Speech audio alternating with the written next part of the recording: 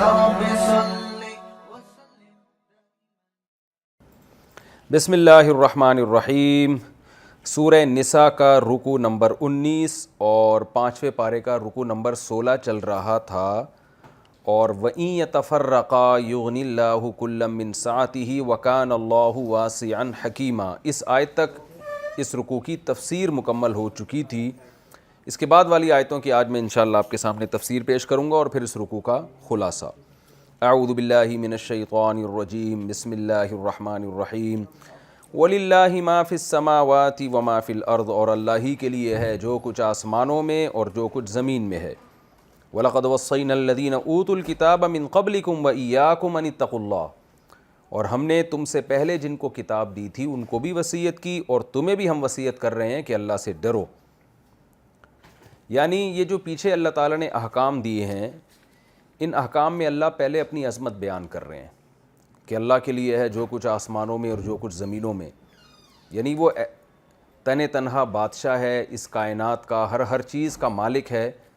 تو جو اتنی قدرت اور طاقت رکھتا ہو جب وہ آپ کو کچھ حکم دے گا تو آپ کی عقل مندی کا تقاضا یہ ہے کہ آپ اس حکم کو فالو کریں. اور اللہ نے فرمایا کہ ہم نے تم سے پہلے جن کو کتاب دی یہود و نصارہ ان کو بھی وصیت کی تھی. وصیت کہا جاتا ہے بہت سخت تاکید والا حکم. وصیت کسے کہتے ہیں؟ جب کوئی مرتے ہوئے کسی کو کوئی حکم دے رہا ہوتا ہے تو ظاہر ہے وہ حکم ایسا نہیں ہوتا کہ کم اہمیت کا حامل ہو, بہت ہی اہم اور بڑی تاکید سے حکم دیا جاتا ہے. تو اللہ نے بھی وصیت کا لفظ استعمال کیا صرف تشبیہ دینے کے لیے. وَلَقَدْ وَصَّيْنَا الَّذِينَ أُوتُوا الْكِتَابَ مِنْ قَبْلِكُمْ. فرمایا تم سے پہلے بھی ہم نے تورات اور انجیل جو کتابیں نازل کی ان لوگوں کو بھی یہ وصیت کی تھی. ظاہر ہے انہوں نے اس وصیت پر بعد والوں نے عمل نہیں کیا تو تم ایسا نہ کرنا. ہم نے تمہیں حکم دیا کہ اللہ سے ڈرو. یہاں اللہ سے ڈرنے کا کیا مطلب ہے کہ جو احکام ہم نے تمہیں دیے ہیں جن کا خلاصہ انشاءاللہ بھی آنے والا ہے آگے, جو پچھلے دروس میں گزر چکے ہیں, ان احکام کو فالو کرو. وَإِن تَكْفُرُوا. اور اگر تم فالو نہیں کرو گے, کفر کرو گے, فَإِنَّ لِلَّهِ مَا فِي السَّمَاوَاتِ وَمَا فِي الْأَرْضِ. تو جو کچھ آسمانوں میں اور جو کچھ زمین میں وہ صرف اور صرف اللہ ہی کا ہے. وَكَانَ اللَّهُ غَنِيًّا حَمِيدًا. اللہ غنی ہے, بے پرواہ ہے. تم اگر اس کے احکام کو فالو نہیں کرو گے تو اسے کوئی نقصان نہیں ہوگا. حمیدہ وہ قابل تعریف ہے. یعنی جب ہم کسی کا حکم نہیں مانتے تو ماتحت جب کسی بڑے کا حکم نہیں مانتا نا تو بڑے کی توہین بھی ہوتی ہے اور وہ قابل تعریف بھی نہیں رہتا. لوگ کہتے ہیں تمہارے چھوٹے تو ایسے ہیں. تو اللہ نے فرمایا اللہ بے پرواہ بھی ہے, اسے کوئی نقصان بھی نہیں ہوگا, اور حمید قابل تعریف بھی ہے. تم اس کی مانو تو بھی وہ قابل تعریف, نہ مانو تو بھی وہ قابل تعریف. پھر فرمایا دوبارہ اللہ نے اپنی عظمت کا تکرار کیا. وَلِلَّهِ مَا فِي السَّمَاوَاتِ وَمَا فِي الْأَرْضِ. بھائی اللہ کے لیے جو کچھ آسمانوں میں اور زمین میں. وَكَفَى بِاللَّهِ وَكِيلًا. اور کافی ہے اللہ کارساز کے اعتبار سے. یعنی انسان کو یہ اشکال ہوتا ہے نا کہ میں اگر اللہ کے حکم پہ چلوں گا تو لوگ کیا کہیں گے, میرے تو کام بگڑ جائیں گے, میرے تو رکاوٹیں کھڑی ہو جائیں گی. تو اللہ نے فرمایا اللہ وکیل ہونے کے لحاظ سے کافی ہے. کیوں؟ اس لیے کہ پہلے بتا دیا جو کچھ آسمانوں میں اور زمین میں سب اللہ کا ہے. تو جب کوئی اتنا پاورفل کسی کا وکیل ہو تو اس موکل کو پھر ڈرنے کی کیا ضرورت ہے. آپ نے دیکھا ہوگا نا آج بہت سے سیاستدان بڑی کرپشن کرتے ہیں, سب کچھ کرتے رہتے ہیں. ان سے کہا جائے کہ بھائی تم ایسا نہ ہو کہ عدالت تمہیں گھسیٹ لے, تو وہ کہتے ہیں ہم نے بڑا خاندانی قسم کا وکیل رکھا ہوا ہے, وہ ایسا ماہر ہے نا کہ وہ ہمارے کچھ نہ کچھ بنا دے گا. وہ جج کے سامنے ہوتے ہیں بڑے بڑے جو کرپٹ لوگ ہوتے ہیں, ان کے وکیل بھی بڑے اپر لیول کے ہوتے ہیں کہ بھئی وہ وکیل ہمارا کام بنا دیں گے عدالت میں, کہیں نہ کہیں کوئی شک نکال دیں گے کسی کتاب سے. تو وکیل کہتے ہیں کام بنانے والا. تو اللہ فرماتے ہیں کہ تم اللہ پہ اعتماد کرو, اللہ پہ توکل کرو. جو شریعت نے تمہیں پیچھے احکام دیے خاص طور پر خاندان اور عائلی قوانین سے متعلق, تو ان احکام کو فالو کرو. اور اگر ڈر ہو کہ ہمیں نقصان ہو جائے گا, لوگ یہ کر دیں گے, لوگ یوں کر دیں گے, تو وَكَفَى بِاللَّهِ وَكِيلًا. اللہ اگر تمہارا کارساز ہے, کام بنانے والا ہے, تو وہ کافی ہے, تمہیں کسی اور کی ضرورت نہیں ہے. یہ توکل اللہ ہم سب میں پیدا کر دے. آگے فرمایا اِن یشأ یذھبکم ایھا الناس. عجیب انداز ہے. اِن یشأ اگر اللہ چاہے, یذھبکم تم سب کو لے جائے, یعنی دنیا سے ختم کر دے. ایھا الناس اے لوگو. تم یہ سمجھ رہے ہو جیسے آج دیکھیں نا جو مذہب مخالف لوگ ہیں, وہ کیسی باتیں کر رہے ہوتے ہیں کہ مذہبی لوگوں نے ہمیں برباد کر دیا، مذہبی لوگ ہمیں ترقی میں پیچھے لے کے جا رہے ہیں. یہ آئلی قوانین بھی تو مذہب دیتا ہے نا. جن کے پاس مذہب نہیں ہے ان کے پاس تو گھریلو قوانین ہے ہی نہیں. طلاق کے احکام ہو گئے، میاں بیوی کے حقوق جو قرآن نے پیچھے باتیں کی ہیں، بیویوں کے درمیان عدل کرنا، یہ سب چیزیں ان کے معاشرے میں ہے ہی نہیں. تو وہ مذہب کو ایک رکاوٹ سمجھتے ہیں عیاشی میں. تو اللہ فرماتے ہیں مذہب کو فالو کرو. تمہاری کیا اوقات ہے اے لوگو جو اللہ کو نہیں مانتے، جو لبرل لوگ ہیں، نام نہاد لبرل، ایھا الناس، اے لوگو اگر اللہ چاہے نا تم سب کو 2 منٹ میں ختم کر دے، ویاتی بآخرین، دوسری قوم کو پیدا کر دے. تمہاری حیثیت کیا ہے؟ یعنی آج جو ایجوکیشن کا ایک لوگوں کے دماغ پہ ایک خمار چڑھا ہوا ہے نا، نشہ چڑھا ہوا ہے، ہم ایجوکیٹڈ ہیں، تعلیم یافتہ ہیں. وہ میں ایک سائنسدان کا ایک مقولہ پڑھ رہا تھا کچھ دن پہلے. اس سائنٹسٹ نے یہ کہا کہ اسلام پہ طنز کیا اس نے کہ اسلام آپ کو 1400 سال پیچھے دھکیل دیتا ہے اور سائنس اور ٹیکنالوجی آپ کو آگے لے کے جا رہی ہے. یعنی مذہب کو اس نے ایک توہین کی کہ یہ آپ کو 1400 سال پرانی باتوں میں دھکیل دے گا، تو آگے بڑھو. تو یہ نہیں پتا کہ مذہب سے بغاوت اصل میں خدا سے بغاوت ہے. تو اللہ فرماتے ہیں اے لوگو تم کتنی ترقی کر لو. اور قرآن میں تو دوسری جگہ پر فرمایا کہ ہم نے ان کو علم اور قوت میں تم سے زیادہ طاقت دی تھی. ما بلغوا معشار ما آتیناہم، تم علم اور طاقت میں ان کے 10ویں حصے کو بھی نہیں پہنچے جو پچھلی امتوں کو ہم نے علم اور قوت دی تھی. لیکن اسی علم پر انہوں نے تکبر کیا، اسی طاقت پہ تکبر کیا، ان کا انجام کیا ہوا. تو یہیں اللہ فرما رہے ہیں کہ اگر اے لوگو اللہ چاہے تمہیں ختم کر دے، دوسری قوموں کو لے آئے. وَكَانَ اللَّهُ عَلَى ذَلِكَ قَدِيرًا، اور اللہ اس پر قدرت رکھنے والا ہے. آج کرونا دیکھ لینا، کروڑوں لاکھوں کروڑوں لوگوں کو موت کی گھاٹ اتار دیا، کون بچا سکا ان کو؟ ایسی ایسی وبائیں ہیں اور ہر طرح سے اللہ موت دے سکتا ہے. من کان یرید ثواب الدنیا فعند اللہ ثواب الدنیا والآخرہ. فرمائے جو دنیا کا بدلہ چاہتا ہے، جیسے کہ دنیا پرست لوگ تو بس دنیا ہی چاہتے ہیں کہ دنیا کی ترقی ملے، بس دنیا ہی ہمیں چاہیے اور کچھ بھی نہیں چاہیے. تو اللہ فرماتے ہیں فعند اللہ ثواب الدنیا والآخرہ. بھائی اللہ کے پاس تو دنیا بھی ہے، آخرت بھی ہے، دونوں چیزیں اللہ کے پاس ہیں. تو صرف دنیا ہی کے پیچھے کیوں لگے ہوئے ہو؟ اس آیت کے 2 مفہوم ہیں. ایک تو یہ کہ صرف دنیا نہیں، آخرت کی بھی فکر کرو. دیکھیں آج جو مذہب مخالف لوگ اسلام کی مخالفت کرتے ہیں، وہ ایک بہت بڑا ان میں ٹیکنیکل فالٹ کیا ہوتا ہے کہ وہ صرف اس دنیا کو فوکس کر رہے ہوتے ہیں، دنیا کی ترقی. اور وہ کہتے ہیں مثال کے طور پر ایک آدمی نے تیاری کرنی ہے امتحان کے لیے اور نماز کا ٹائم آ جاتا ہے، تو اسلام کیا کہتا ہے؟ بھائی اس کو چھوڑ کر نماز پڑھو. ظاہر ہے نماز میں جو ٹائم وہ لگائے گا وہ امتحان کی تیاری میں نہیں ہو سکتا. اس بات کا امکان ہے کہ وہ امتحان کی تیاری میں پیچھے رہ جائے. یا ایک اور آسان مثال، ہمارے آج کل ایک جدید پروفیسر ہے، وہ کہتے ہیں کل اگر آپ نے پیپر دینا ہے اور آج پیپر کی تیاری کرنی ہے تو آپ رمضان کا روزہ چھوڑ سکتے ہیں، جو کہ 100% غلط ہے. کیوں؟ تاکہ آپ پیپر کو اچھی طرح سے حل کر سکیں. لیکن اسلام کیا کہتا ہے کہ آپ رمضان کا روزہ سوائے بیماری اور سفر کے علاوہ نہیں چھوڑ سکتے. وجہ کیا ہے کہ ایک پیپر کل ہے اور ایک پیپر قیامت کے دن بھی ہے، تو اس کی بھی تیاری کرنی ہے آپ نے. تو دنیا پرست لوگوں سے ایک بہت بڑی غلطی کیا ہو رہی ہوتی ہے کہ وہ چونکہ اس دنیا کو اصل سمجھتے ہیں، لہذا اسی کی ترقی کو سب کچھ سمجھتے ہیں وہ. تو اللہ نے فرمایا ان لوگوں کی اصلاح کے لیے کہ ترقی میں آخرت کو بھی سامنے رکھو، صرف یہ دنیا نہیں ہے. اگر مذہب کی مخالفت کر کے بالفرض کوئی ترقی کر لیتا ہے تو اللہ کی نظر میں یہ ترقی نہیں ہے. تو اس لیے اللہ نے فرمایا کہ جو دنیا کی نیت کرتا ہے دنیا کے بدلے کی، تو اسے چاہیے کہ یہ سوچے کہ اللہ کے پاس صرف دنیا نہیں ہے بلکہ آخرت بھی ہے. ایک تفسیر تو اس آیت کی ہے. ایک تفسیر یہ ہے کہ جو عبادت کر کے دنیا چاہتا ہے، یعنی کچھ کام ایسے ہوتے ہیں کہ اس میں ہم دنیا کی نیت بھی کر سکتے ہیں، آخرت کی نیت بھی. مثال کے طور پر ایک آدمی کھانا کھا رہا ہے اور وہ کھانے میں اللہ کو راضی کرنے کی نیت نہیں کرتا، ثواب کی نیت نہیں کرتا، بلکہ وہ پیٹ بھرنے کی نیت کرتا ہے، مزے اور لذت کی نیت کرتا ہے، تو یہ جائز ہے، بالکل کوئی گناہ نہیں ملے گا اس کو. لیکن اگر وہ نماز پڑھتا ہے اور نیت صرف دنیا کی کرتا ہے کہ مجھے ایک ذہنی سکون ملے گا اور تھوڑی ورزش ہو جائے گی، تو یہ گناہ ہے. اس لیے کہ کچھ کام دنیا میں ایسے ہیں جو آخرت کے لیے کیے جاتے ہیں، دنیا کا فائدہ اس میں جزوی طور پر ضمنی طور پر ہوتا ہے، نیت اصل میں آخرت ہوتی ہے اس میں. تو ایسے کاموں میں اگر دنیا کی نیت کریں گے آخرت کی نہیں کریں گے تو وہ ناجائز بن جائیں گے وہ کام. اور کچھ کام ایسے ہوتے ہیں جو مباح کام ہیں جو عبادت کے زمرے میں نہیں آتے, اس میں اگر آپ دنیا کی نیت بھی کرتے ہیں تو کوئی گناہ نہیں ہے, لیکن اگر اس میں آخرت کی نیت کر لیتے ہیں تو نہ صرف یہ کہ گناہ نہیں ہے بلکہ آپ کو ثواب بھی ملتا ہے اس میں. جیسے کوئی کھانا کھاتا ہے تو نیت یہ کر لے کہ بھائی پیٹ بھی بھرے گا, لذت بھی حاصل ہوگی, تو اس سے جسم میں طاقت بھی آئے گی, اس سے میں خیر کے کام کروں گا, اللہ کے شکر کی توفیق ملے گی مجھے, تو یہی کھانا عبادت بن جائے گا اس کا.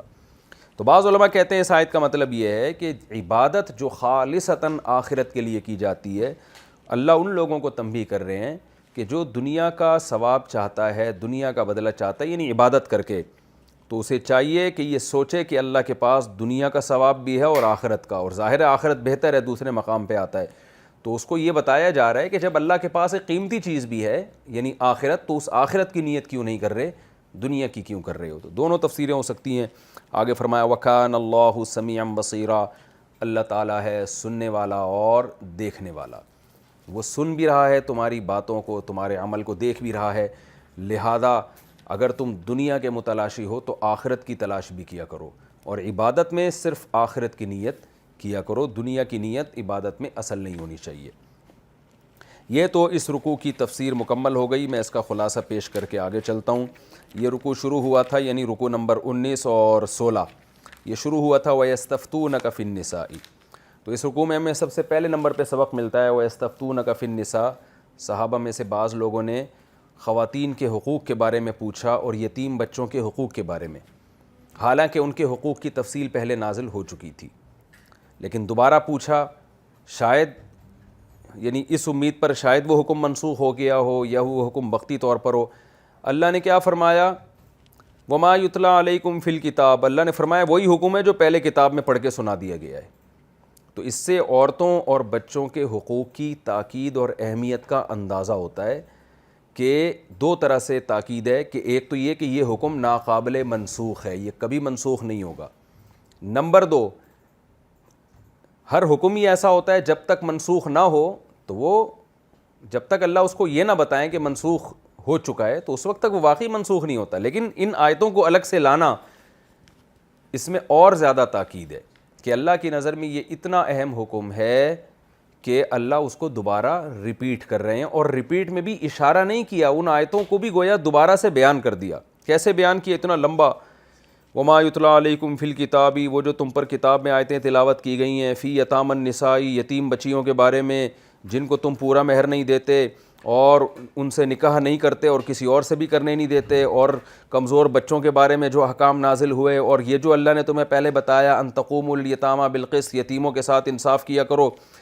تو دیکھیں یعنی صرف اتنا نہیں کہ اللہ نے اشارہ دے دیا کہ وہ جو پیچھے آیتیں نازل ہوئی ہیں وہی حکم باقی ہے, نہ بلکہ ان آیتوں کو دوبارہ سے جزوی طور پر ریپیٹ کیا گیا ہے. تو یہ قرآن کا انداز اور یہ سارا یہ شان نزول یہ سب بتاتا ہے کہ اسلام میں عورتوں اور بچوں کے حقوق کی بہت زیادہ اہمیت ہے, اور ان پر ظلم کرنا یہ باقی مخلوق پر ظلم کرنے سے زیادہ برا ہے. پھر اسی میں اللہ تعالیٰ نے پھر آگے جو اللہ نے فرمایا وما تفعلوا من خیر فإن اللہ کان بہ علیما, اس میں بتایا کہ نہ صرف یہ کہ تم نے ظلم کرنا ہے بلکہ ان پر احسان کرنا ہے. کیوں؟ تم کوئی بھی نیکی کا کام کرو گے اللہ اس سے باخبر ہے. تو عورتوں اور بچوں کے ساتھ اچھا سلوک کرو گے تو گورنمنٹ شاید تمہیں کچھ نہ دے, خاندان کچھ نہ دے, لیکن اللہ کی طرف سے تمہیں اس پر اجر ملے گا. یہ دوسرا علمی نقطہ ہمیں اس سے پتہ چلا. تیسری بات کیا اس رکوع میں ہمیں پتہ چلی کہ اگر میاں بیوی میں جھگڑے ہو رہے ہیں اور شوہر کی طرف سے زیادتی ہو, اور زیادتی بئی معنی ہو کہ شوہر اہمیت نہیں دے رہا بیوی کو یا حقوق ادا نہیں کر رہا, تو اور عورت کو طلاق لینے میں نقصان ہے. بعض دفعہ یہ ہوتا ہے طلاق لینے کے بعد وہ اور زیادہ رل جائے گی, تو پھر روز کے جھگڑوں سے بہتر ہے کہ کمپرومائز کا راستہ اختیار کریں. عورت یہ کہے کہ ٹھیک ہے مجھے کچھ حقوق دے دیں اور باقی حقوق میں معاف کرتی ہوں تاکہ طلاق تک نوبت نہ آئے, تو یہ بھی جائز ہے. یہ کوئی ترغیبی حکم نہیں ہے, یہ طلاق سے بچنے کے لیے ایک راستہ قرآن بتا رہا ہے. اور اس سے ہمیں اور بھی اصول پتہ چلتے ہیں کہ یہ اصول بہت ساری جگہوں پہ چل سکتا ہے, جس کی میں نے تفسیر کے دوران کچھ مثالیں دی تھیں. اور اس میں اللہ نے یہ بھی بتا دیا ان تحسنوا وتتقوا فإن اللہ کان بما تعملون خبیرا. مردوں کو ترغیب دی ہے کہ صلح کی طرف جانے کی کوشش نہ کرو، بلکہ کوشش یہ کرو کہ احسان کرو، اور عورت کے حقوق کے معاملے میں تتقو یعنی اس پہ ناانصافی سے بچو. یعنی یہاں تک نوبت نہیں آنی چاہیے. کیوں؟ اگر تم ظلم سے بچو گے اور بیوی پر کے ساتھ اچھا سلوک کرو گے تو اللہ تمہارے عمل سے باخبر ہے. اس میں موٹیویشن دی جا رہی ہے کہ بھئی صلح تک نوبت پہنچنے نہ دو، کوشش کرو، اچھا سلوک کرو، کیونکہ اللہ تمہارے عمل سے باخبر ہے، کل قیامت کے دن تمہیں اس کا اچھا بدلہ عطا کرے گا. وَلَن تَسْتَطِيعُوا أَن تَعْدِلُوا بَيْنَ النِّسَاءِ، اس میں اللہ نے بتا دیا جس کی 2-3 بیویاں ہیں تو 100% عدل اس کے لیے ممکن نہیں ہے. تو جس عدل کا آپ کو مکلف بنایا جا رہا ہے وہ یہ ہے کہ بیسک اور موٹے موٹے حقوق میں برابری کرو. اتنی زیادہ زیادتی کی نوبت نہ آئے کہ واضح طور پہ پتہ چل رہا ہو کہ یار یہ اس بیوی کے ساتھ معاملہ کچھ اور ہے اور اس کے ساتھ معاملہ کچھ اور ہے. اتنا ڈفرینس نہیں ہونا چاہیے. ہاں منٹوں کا فرق، سیکنڈوں کا فرق، وہاں جانے میں 1 منٹ لیٹ ہو گئے، 10 منٹ ادھر لیٹ ہو گئے، یہ ناممکن ہے اس سے بچنا. اسی طرح آپ نے دونوں میں برابری کی تو اب برابری ظاہر ہے یہ تو نہیں ہوتا کہ خربوزے پورے ایک دم. بعض دفعہ یہ ہوتا ہے نا ایک آدمی کی 2 بیویاں ہیں، وہ خربوزے لے کر آیا گھر میں، اب ایک خربوزہ وہاں دینا ایک وہاں دینا. اب ظاہر ہے درمیانہ سب دونوں برابر ہیں. اب وہ ناپ رہا ہے بیٹھ کے کہ 1 کلو خربوزہ ادھر، 1 کلو ترازو میں ادھر. اب ادھر والا 1.25 کلو آ رہا ہے تو ادھر سے کاٹ کے آدھا وہاں رکھ دیا. تو یہ 24 گھنٹے اگر یہ کرتا رہے گا تو پاگل ہو جائے گا وہ. پھر ہو سکتا ہے یہ والا خربوزہ میٹھا ہو، یہ والا تھوڑا سا میٹھا نہ ہو. تو یہ ناممکن ہے اتنی زیادہ برابری کرنا. تو اس میں یہ ہے کہ بھئی آپ یہاں بھی لے آئیں وہاں بھی لے آئیں. آپ جان بوجھ کر یہ نہ کریں کہ اس والی بیگم کو میٹھا خربوزہ کھلا رہے ہیں، اس والی کو پھیکا. تھوڑی بہت اونچ نیچ آپ کے یعنی ولو حرصتم، قرآن کہہ رہا ہے تم کوشش بھی کرو گے نا. ہرس کہتے ہیں لالچ کو، یعنی تم تو پوری ہرس کرو گے کہ بالکل برابری ہو، پھر بھی 100% ممکن نہیں ہے. تو اس سے بھی پتہ چلتا ہے کہ صحابہ کوشش، یعنی ہرس کہتے ہیں لالچ، یعنی صرف کوشش نہیں، اس کے حریص ہوتے تھے، لالچ ہوتی تھی کہ 100% برابری ہو. اس کے باوجود اگر پوری طور پر نہیں ہو پا رہی تو وہ معاف ہے. آپ اپنی طرف سے وہ نہ کریں کہ جیسے کہ آج کل لوگ کر رہے ہوتے ہیں، ایک کی طرف بہت زیادہ جھکاؤ ہو جاتا ہے، یہ نہ کریں. تو اسی میں ہمیں صحابہ کی حرص کا بھی پتہ چلتا ہے کہ وہ کوشش بہرحال یہی کرتے تھے کہ 100% برابری ہو، اور ہمیں بھی یہی کوشش کرنی چاہیے کہ 100% برابری ہو. لیکن اگر تھوڑی بہت اونچ نیچ ہو جائے تو وہ اللہ کی طرف سے انشاءاللہ معاف ہے. لیکن اللہ نے اس میں بھی فرمایا کہ اصلاح کی کوشش کرو اور تتقو، ڈرو تم اللہ سے، یا بیوی پہ ظلم کرنے سے ڈرو. آگے اللہ نے فرمایا صلح کی تمام کوششیں ناکام ہو جائیں تو وہیں یتفرقا. پھر یہ نہیں کہ دونوں ایک دوسرے کا سر پھٹولتے رہیں. تو تیسرے علمی نقطے کی بات یہ پتہ چلتی ہے کہ اگر دونوں میں علیحدگی کر دی جائے تو اللہ دونوں کو ایک دوسرے سے غنی کر دے گا. اس میں آج ہم نے دیکھا ہے کہ میاں بیوی میں علیحدگی ہوتی ہے تو دونوں ایک دوسرے کو یاد کر کے 3 طلاقیں میں علیحدگی ہے تو پھر تو مل بھی نہیں سکتے.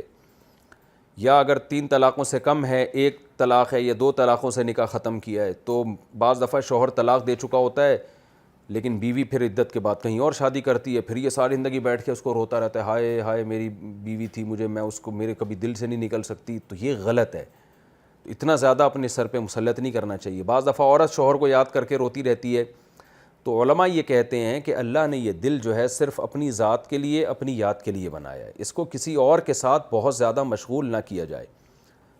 ایک بڑے بزرگ کا میں نے واقعہ سنا، انہوں نے بیان کے دوران یہ بات بتائی اور بڑی پیاری بات بتائی. انہوں نے کہا میرے مریدین مجھے خط لکھتے ہیں کہ ہماری بیوی ہمیں چھوڑ کے چلی گئی، یعنی 1 طلاق دی ہوگی انہوں نے، یا کہیں آپس میں کوئی ہوا ہوگا، کوئی بہرحال علیحدگی ہو گئی کسی شرعی طریقے سے، تو اب ہمیں بہت یاد آتی ہے، وہ واپس نہیں آتی.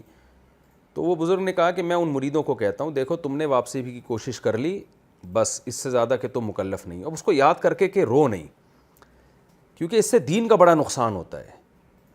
آپ سمجھ لیں کہ یہ دل اللہ نے صرف اپنی یاد کے لیے پیدا کیا ہے.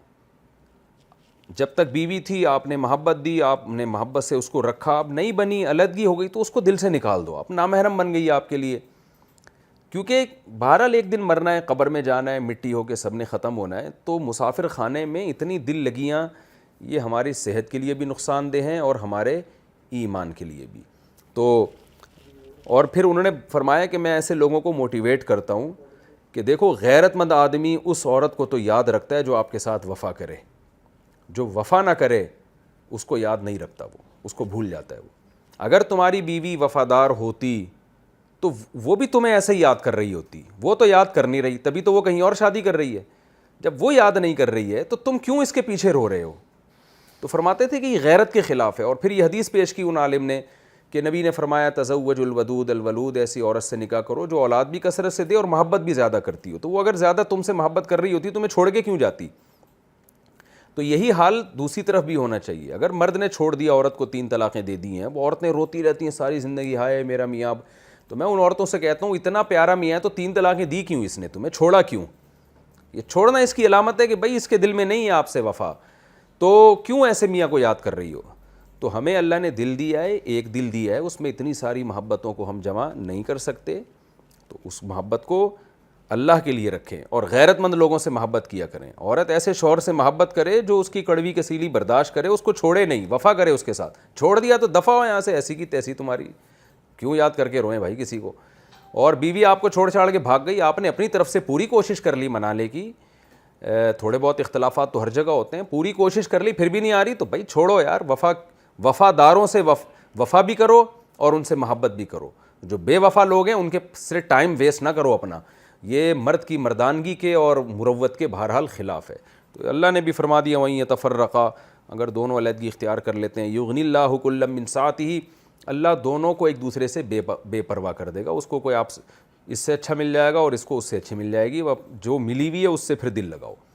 ایک صاحب نے مجھے بتایا کہ میری بیوی بڑی خوبصورت تھی اور ہماری انبن ہو گئی, اور میں نے اس کو میرے ساتھ رہنا نہیں چاہتی تھی, طلاق مانگتی تھی, بہت میں نے سمجھایا بجھایا, بالآخر اس کے طلاق مانگنے پر میں نے اس کو چھوڑ دیا.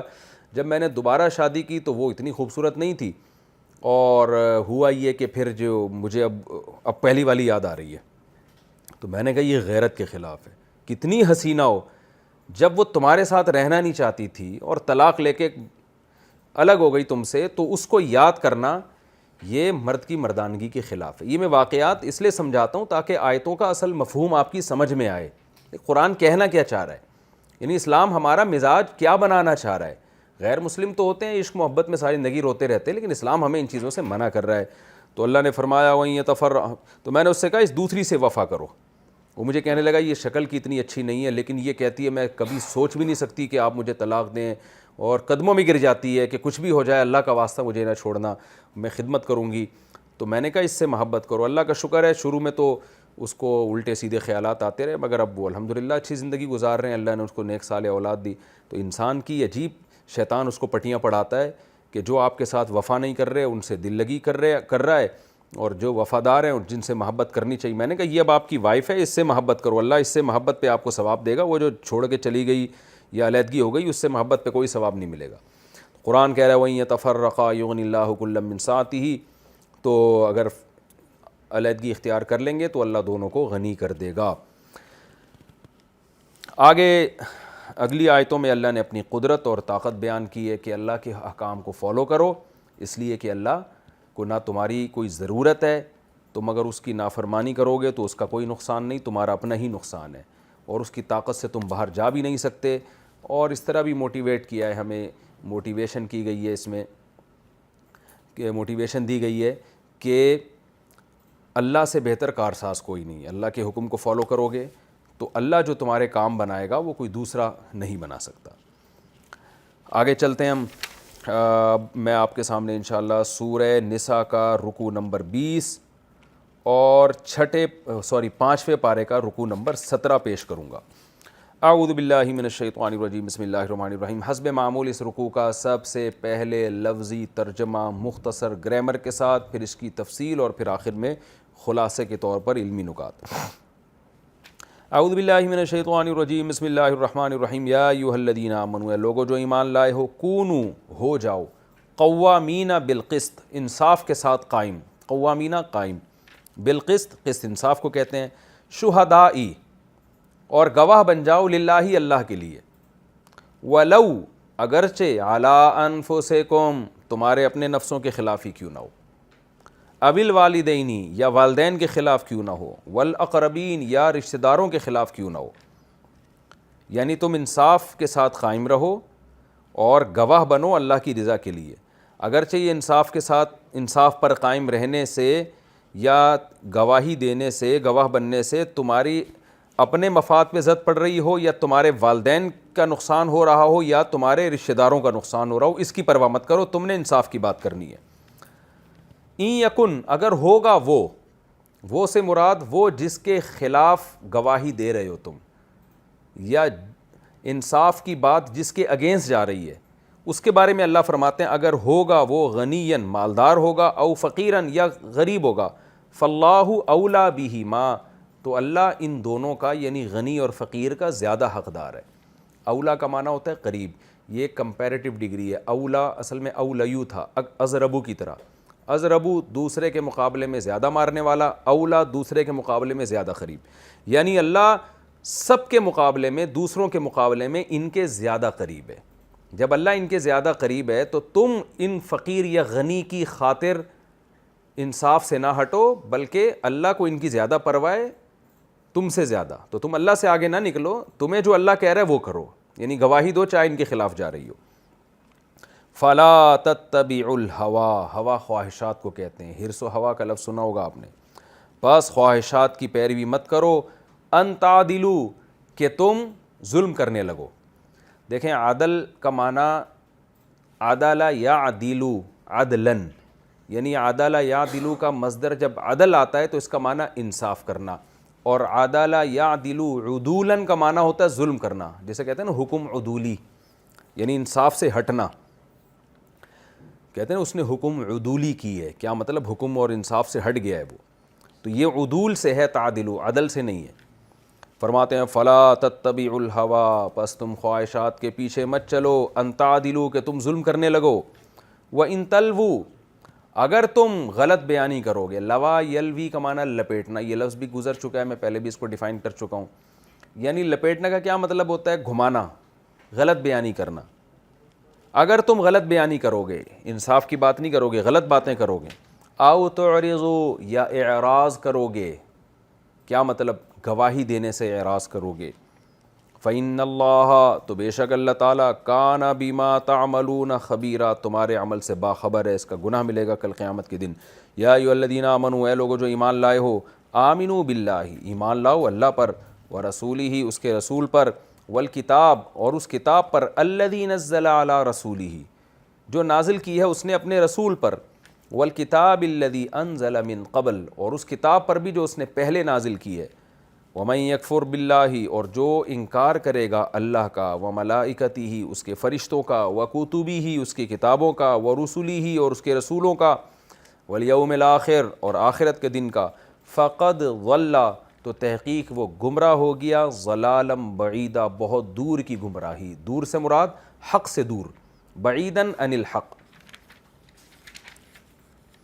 ان الذین آمنوا بے شک وہ لوگ جو ایمان لائے، ثم کفروا پھر کافر ہو گئے، ثم آمنوا پھر ایمان لائے، ثم کفروا پھر کافر ہو گئے، ثم ازدادوا کفرا، ازدادوا اصل میں تھا ازتیادوا، ازتیاد اکتساب کی طرح، تو ازتیاد کو پڑھتے ہیں ازدیاد زیادہ ہونا، تو ازتیادوا اکتسبوا کی طرح تھا تو پڑھا جاتا ہے تیادو کو پڑھا جاتا ہے زیادو، دیادو پھر ازدادو، یعنی اس طرح سے یہ لفظ چینج ہوا ہے۔ ثم ازدادو پھر وہ زیادہ ہو گئے، کفراً کفر کے اعتبار سے، یعنی ان کے کفر میں اور اضافہ ہو گیا۔ لم یکون اللہ نہیں ہے اللہ تعالیٰ ایسا، لیغفر لہم کہ ان کی مغفرت کر دے، ولا اور نہ اللہ ایسا ہے لیہدیہم کہ ان کو رہنمائی کرے، سبیلاً راستے کی، یعنی ان کو سیدھا راستہ بھی اللہ کبھی نہیں دکھائے گا۔ بشر المنافقین خوشخبری دے دیں آپ منافقین کو، بِأَنَّ لَهُمْ اس بات کی کہ ہے ان کے لیے عذاباً علیما دردناک عذاب، الذین یہ وہ منافقین ہیں، یتخذون الکافرین کہ یہ ٹھہراتے ہیں کافروں کو، اولیاء دوست، ولی کی جمع، من دون المومنین مومنین کو چھوڑ کر، ایبتغون کیا یہ لوگ یبتغون تلاش کرتے ہیں، وہ تھا نا ان تبتغوا باموالکم ابتغاء تلاش کرنا، کیا یہ لوگ تلاش کرتے ہیں عندہم ان کافروں کے پاس العزہ عزت تلاش کرتے ہیں، فإن العزة للہ جمیعا تو بے شک عزت تو صرف اللہ کے لیے ہے، تمام کی تمام عزت وہ تو اللہ کے لیے ہے، اللہ اس کا مالک ہے۔ وقد نزل علیکم اور تحقیق نازل کر چکا ہے وہ، علیکم تم پر، قد جب لگتا ہے نا تو چکا ہے کا معنی، یہ جو آپ نے انگلش میں سنا ہوگا نا present perfect tense, I have done, میں یہ کام کر چکا ہوں. تو قد عربی میں اس کے لیے استعمال ہوتا ہے. قد نزل جب ماضی پر داخل ہو، خوب سمجھ لیں. نزل ینزل تنزیلا، سبح یسبح تسبیحا کا معنی نزل نازل کرنا. اور جب یہ مضارع پر داخل ہوتا ہے تو یہ تقلیل کا معنی دیتا ہے. قد یضرب، کبھی کبھی وہ مارتا بھی ہے، تو یہ بھی ایک اس کا معنی آتا ہے، لیکن جب مضارع پر ہو. ماضی پر ہوگا تو پریزنٹ پرفیکٹ کے معنی میں ہوگا. وَقَدْ نَزَّلَ عَلَيْكُمْ فِي الْكِتَابِ، جبکہ وہ نازل کر چکا ہے تم پر کتاب میں، ان یہ بات کہ اذا سمعتم، ضربتم کی طرح، اذا سمعتم آیات اللہ، کہ جب تم اللہ کی آیات سنو. کیسے سنو؟ یکفروا بہا، کہ ان آیتوں کا انکار کیا جا رہا ہے. جب تم اللہ کی آیات اس طور پہ سنو کہ ان آیتوں کا محفل میں انکار کیا جا رہا ہے. وَيُسْتَهْزَأُ پیسو وائس، یستخرجو کی طرح، اور مذاق اڑایا جا رہا ہے، استہزاء کیا جا رہا ہے بہا ان آیتوں کا. فَلَا تَقْعُدُوا مَعَهُمْ، تو مت بیٹھو معہم ان لوگوں کے ساتھ. قعد یقعد قعوداً بیٹھنا. حتیٰ جب تک کہ یخوضوا وہ گھس جائیں. خاض یخوض خوضاً کا معنی گھس جانا یا مشغول ہو جانا، یہاں تک کہ وہ مشغول ہو جائیں فی حدیث بات میں، غیر ہی اس کے علاوہ کسی اور بات میں جب تک وہ مشغول نہیں ہو جاتے ان کے ساتھ مت بیٹھو. انکم بے شک تم، اذن تنوین یہ حذف، ایک جملہ حذف ہے اس کے عوض میں، جیسے پہلے بتا چکا ہوں. اذن از کانا کذا، یعنی اذن کا مطلب ہوتا ہے اگر ایسا ہو. انکم اذن بے شک تم، اذن اگر ایسا ہو. ایسا ہو کا کیا مطلب؟ جو اللہ کی آیات کا مذاق اڑا رہے ہیں اور اس کی کا انکار کر رہے ہیں، اگر ایسا ہو کہ تم ان کے ساتھ بیٹھے رہے اس موقع پر بھی، تو مثلہم تم بھی انہی کی مثل ہوگے. اب ترجمہ دوبارہ سمجھیں. انکم بے شک تم بھی ہوگے، اذن اگر ایسا ہوا، مثلہم ان کی طرح، یعنی یہ اگر مذاق اڑا رہے ہیں اور تم وہاں جا کے بیٹھے ہوئے ہو تو اس کا مطلب تم بھی انہی جیسے ہو. ان اللہ بے شک اللہ تعالیٰ جامع المنافقین والکافرین جمع کرنے والے ہیں منافقوں اور کافروں کو، فی جہنم جہنم میں، جمیعاً سب کو اللہ جہنم میں جمع کریں گے. الذین یہ وہ منافق ہیں، یتربصون بکم جو تمہارے انتظار میں رہتے ہیں. تربص کا معنی ہوتا ہے انتظار کرنا، جیسے کہ سورہ بقرہ میں آیتیں تھیں نا، والذین یتوفون منکم ویذرون ازواجا یتربصن بانفسہن اربعۃ اشہر وعشرا، کہ جن عورتوں کے شوہر مر جائیں، یتربصن وہ انتظار کریں گی 4 مہینے 10 دن. تربص انتظار کو، ٹوہ میں لگنے کو، تعاقب کو، ان چیزوں کو کہا جاتا ہے. یہ منافق وہ ہیں الذین یتربصون بکم جو تمہارے انتظار میں رہتے ہیں، یعنی غور میں لگے رہتے ہیں. کس انتظار میں؟ آگے اس کی تفصیل آ رہی ہے. فَإِن كَانَ لَكُمْ فَتْحٌ مِّنَ اللَّهِ، بس اگر ہو تمہیں اللہ کی طرف سے فتح، اللہ کی طرف سے کامیابی مل گئی، جنگ میں جیت گئے. قالوا تو کیا کہتے ہیں؟ الم نکم معکم، کیا نہیں ہیں ہم لوگ معکم تمہارے ساتھ، ہم بھی تو آپ لوگوں میں ہی ہیں. وَإِن كَانَ لِلْكَافِرِينَ نَصِيبٌ، اور اگر کافروں کا کوئی حصہ ہو جنگ میں، یعنی فتح ان کو ہو. قالوا تو کافروں کے پاس آ کے کہتے ہیں الم نستحوذ علیکم، کیا ہم تم پر غالب نہیں آ گئے تھے؟ یعنی ہم تو مسلمانوں کے ساتھ لڑ کے تم پر غالب آنے والے تھے، اس کے باوجود تم جیتے ہو. کیوں جیتے ہو؟ اس لیے کہ ہم نے جنگ کا پلٹا جو ہے نا، پلڑا پلٹ دیا ہم نے. ہم تو غالب تھے، ہماری تو تعداد زیادہ تھی، یا جو لڑنے والے ہمارے ساتھ مسلمان تھے ان کے جذبے بہت تھے، تو ہم گراؤنڈ ریئلٹی کے حساب سے ہم تم پر غالب تھے، پھر بھی ہمیں شکست ہوئی ہے. تو ظاہر ہے یہ ہماری ہی کسی محنت کی وجہ سے ہوئی ہوگی، ورنہ مسلمان تھوڑی ایسی صورت میں شکست کھاتے ہیں. یہ مطلب ہے اس آیت کا.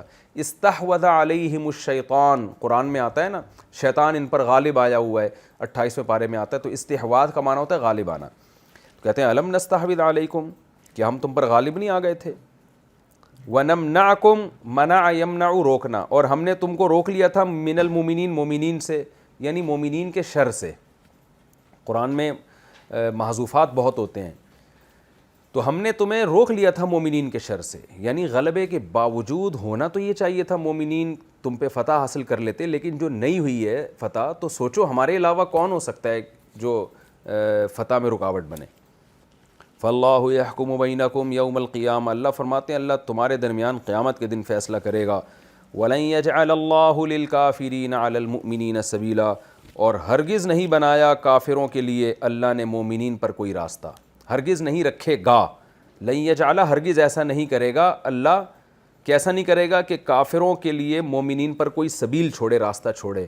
یعنی قیامت کے دن، یعنی قیامت کے دن اللہ، دیکھیں دنیا میں تو ایسا ہوتا ہے نا، ڈیبیٹ کر کے آپ حجت میں غالب آ جاتے ہیں، غلط دلائل دے کے بھی، اور حق اور باطل کو خلط ملط کر دیتے ہیں. لیکن اللہ فرماتے ہیں یہ جو منافقین دلائل دے رہے ہیں اور کافروں کا ساتھ دے رہے ہیں، تو اللہ نے یعنی ہرگز ایسا نہیں کرے گا کہ کافروں کے لیے مومنین پر کوئی راستہ چھوڑ دے. فیوچر میں ایسا نہیں ہونے والا، یعنی کوئی راستہ ہوگا ہی نہیں ملامت کرنے کا. دو اور دو کی طرح دودھ کا دودھ اور پانی کا پانی کر دے گا اللہ قیامت کے دن سے.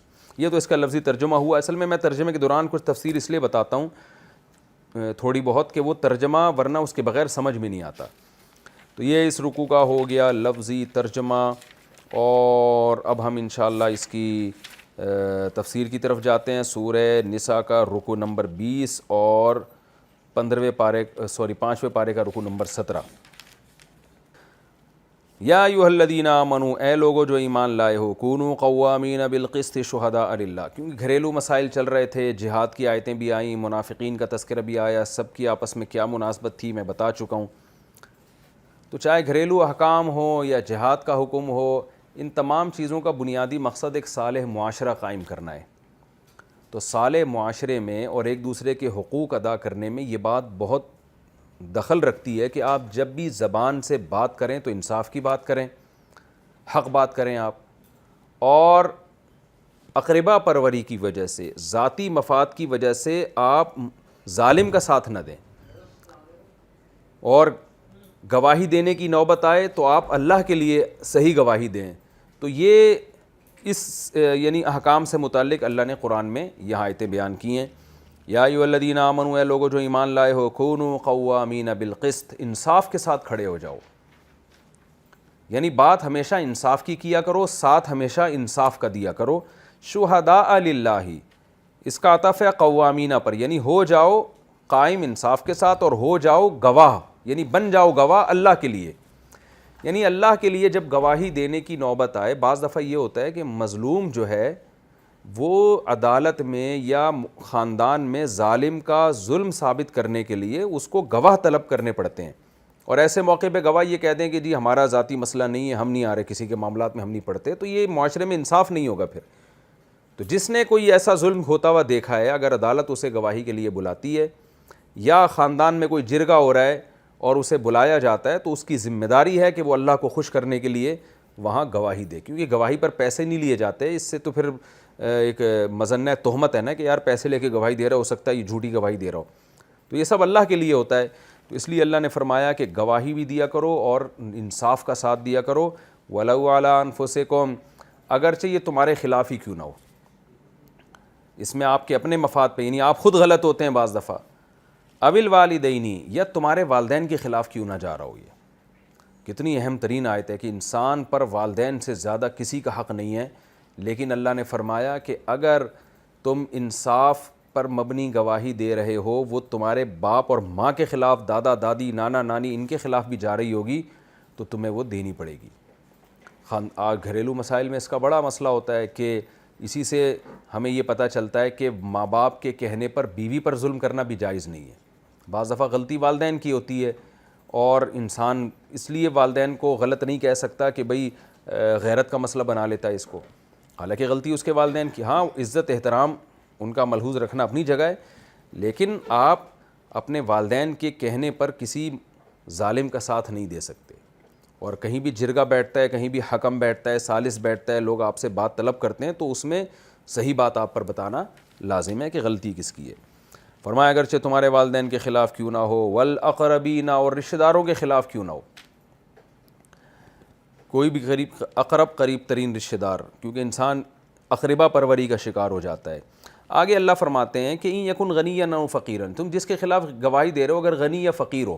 ہوتا یہ ہے کہ انسان بعض دفعہ اس بیس پر بھی انصاف کی بات نہیں کرتا کہ کسی غنی کا خیال کر لیتا ہے، کہ مالدار لوگوں کی معاشرے میں ایک عزت ہوتی ہے کہ اگر میں نے انصاف کی بات کی تو اس کی عزت کم ہو جائے گی، اور یعنی مروت کا شکار ہو جاتا ہے انسان، شرم کا شکار ہو جاتا ہے کہ یار ایک عزت، غنی یہ اصل میں لیبل ہے کہ عزت دار آدمی سے، یعنی قرآن نے عزت دار آدمی کو غنی سے تعبیر کیا ہے، کیونکہ اکثر عزت دولت مندوں کی عام طور پہ زیادہ ہوتی ہے، جن کو لوگوں کی اور معاشرے کی ضرورت نہیں ہوتی وہ غنی ہوتے ہیں۔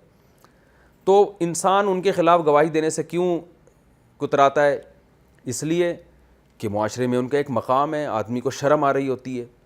ایک بات خوب سمجھ لیں، اگر انسان اس بیس پہ گواہی نہ دے کہ میں نے اگر حق کی گواہی دی تو مجھ پہ ظلم کیا جائے گا، تو اس بیس پہ گواہی سے اجتناب یہ جائز ہے۔ ایسے موقع پہ ہی گواہی دینا یہ ثواب کی بات تو ہے، لیکن اگر کوئی گواہی نہیں دیتا تو گناہ نہیں ملے گا، اس لیے کہ اس کو یہ خطرہ ہے کہ جیسے بڑے بڑے قاتل ہوتے ہیں نا، عدالت ان کو بلاتی ہے کہ ان قاتلوں کے خلاف گواہی دو، اب لوگوں کو پتہ ہوتا ہے ہم نے اس دہشت گرد کے خلاف گواہی دی تو کل تو ہمیں مار کے پھینک دے گا یہ، تو ایسے موقع پہ فقہا نے لکھا ہے کہ بھئی ہم گواہی کو اس لیے نہیں چھپا رہے تاکہ معاشرے میں ظلم ہو، بلکہ اس لیے چھپا رہے ہیں کہ ہم پہ ظلم نہ ہو جائے۔ تو یہاں پوری امت کا اجماع ہے کہ ایسے موقع پہ گواہی چھپا دینا یہ جائز ہے۔ اس میں گناہگار حکومت ہوگی کہ اس نے ایسا ماحول کیوں بنایا ہے کہ گواہوں کی عزت محفوظ نہیں، ان کی جان اور مال محفوظ نہیں، لیکن ایسے موقع پہ وہ ہمت کر کے گواہی دے دیتا ہے تو بہرحال ثواب بہت ملے گا۔ تو یہاں اس آیت کا یہ مطلب نہیں ہے کہ غنی کے ڈر سے آپ گواہی چھپا لیں کہ غنی آپ کو بعد میں جان سے نہ مار دے یا نقصان نہ پہنچائے، تو وہ تو انسان پھر اپنے آپ کو پہلے دفاع کرتا ہے۔ یہاں غنی سے مراد ہے کسی کی وجاہت ہے، عزت ہے، اور آدمی شرم اور مروت کا شکار ہو جاتا ہے کہ یار اتنے عزت دار آدمی کو میں کیسے ذلیل کروں، تو اللہ نے فرمایا اگر وہ غنی ہے یا فقیر، فقیر پہ ترس کھا کے اس کے خلاف گواہی نہیں دیتا، یار یہ بیچارہ پہلے ہی اتنا کمزور ہے، غریب ہے، میں نے گواہی دی اس کے خلاف، اس کو تو سزا ہو جائے گی اور قسم پرسی میں مبتلا ہو جائے گا۔ اللہ فرماتے ہیں ان چیزوں کی رعایت نہ کرو، تم ان پہ ترس کھا رہے ہو نا، مالدار کی عزت پہ اور فقیر کی فقر پہ، تو اللہ ان کا زیادہ حقدار ہے، اللہ یعنی تم اللہ سے گویا آگے بڑھ رہے ہو۔ جیسے ایک آدمی کہنا میرے اس بیٹے کو سزا دو، آپ کہہ رہے ہو یار یہ تو میں کیسے دوں، تو باپ کیا کہے گا میرا بیٹا ہے، میں جب تجھے کہہ رہا ہوں تو میرے بیٹے سے زیادہ اس کا خیر خواہ ہے۔ تو اللہ فرماتے ہیں یہ اللہ کی مخلوق ہیں، اللہ کو ان کی زیادہ پرواہ ہے، تم اللہ سے آگے نہ نکلو، تمہیں گواہی دینی ہے صحیح اور انصاف کا تم نے ساتھ دینا ہے۔ وقت ہمارا پورا ہو چکا ہے، انشاءاللہ اگلے ایپیسوڈ میں اس سے اگلی آیت فلا تتبعوا الہویٰ وہ آپ کے سامنے پیش کروں گا۔